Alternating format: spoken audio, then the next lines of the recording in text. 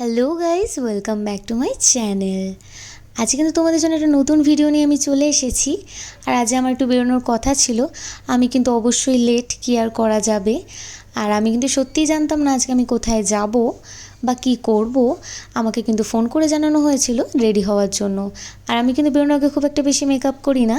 আর এদিকে মা আমায় চা দিয়ে গেছিলো, আমি চাটা খেয়ে বেরিয়ে পড়েছিলাম। আর রাস্তায় বেরিয়ে দেখি উনি তো আমার জন্য দাঁড়িয়েছিল।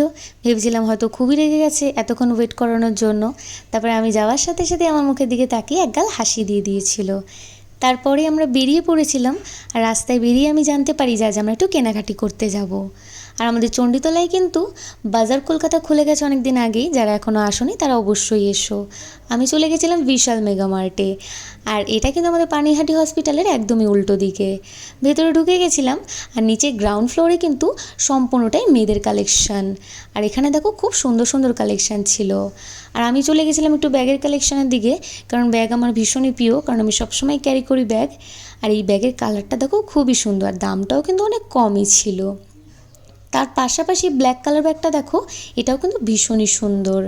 এটা দেখার পরে আমরা চলে গেছিলাম ওপরে। আর উপরে যাওয়ার পরই দেখি উনি তো দোকানের জন্য যা পারছিল তাই কিনে নিচ্ছিল।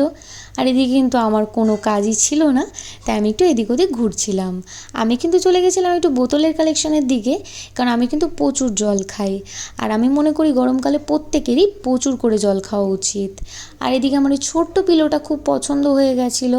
আমি বলছিলাম এটা নেওয়ার জন্য, কিন্তু আমাকে বলছিল না না এসব নিতে হবে না, বাড়ি চলো। আর আমি কিন্তু এটা নিয়েই ছাড়বো।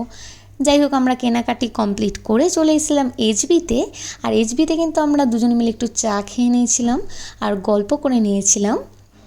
তারপরেই আমাদের একটু ফুচকার দিকে নজর পড়েছিল, আর আমরা কিন্তু চলেছিলাম ফুচকার দিকে ফুচকা খেতে। আর এখানে এসে দেখি তো এখানে প্রচুর ভিড়। যাই হোক, লাইনে দাঁড়ানোর পর দাদা আমাকে ফুচকা দিয়ে দিয়েছিল।